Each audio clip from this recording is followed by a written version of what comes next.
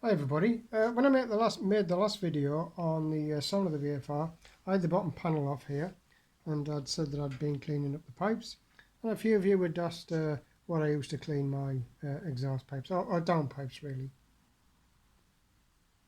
So this isn't how to clean, and this is just what I use. Somebody asked me what I do. You can see I'm still on with it, still a very grubby in parts, but I'm just trying to tidy all that up a little bit. And I'll tell you what I've used so far and what success I've had with it. That gives you a view of the cat cover there, which I'm still working on. Let's say it's a 9-10-year-old bike shortly, so it's seen a bit of stick, as you can see, but I'm getting there with it. So when I first got the bike, and it was really basically caked on road muck, I don't think it had ever been cleaned underneath on the pipes. I used an old favourite of mine that I used to use on some alloy of the old 70s bikes when I was restoring them. And this stuff, it's just called acidic aluminium alloy cleaner. It's usually used for alloy wheels when they're really grubby, and they usually recommend something like a 5 or 10-to-1 dilute.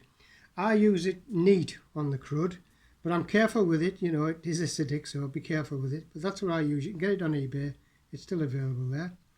And I use it one of these Scotch-Brite type pads. Just spray a bit on, leave it for a while, give it a rub and rinse it off. It's really just elbow grease, I'm afraid. Simply just elbow grease. For the actual downpipes themselves, the bits you can see when that fairing panel's on, I use the good old Solvol Autosol. Again, still available. That's just about used up. That I've got a spare one somewhere. I wouldn't worry, it's gone to. It'll be around. And if I just want to rub it down, sort of like after a ride where it's got burnt on tar bits, I use this. It's just household cleaner. What is it? GML Doctor Powder. It's got a sponge in there, which it's very easy to use and very quick. There it is, just with a sponge. Just dampen it off, rub it on, rinse it away, and it won't shine it particularly, but it'll get all that burnt on stuff off. And then I can go back to me Solvol to brighten them up.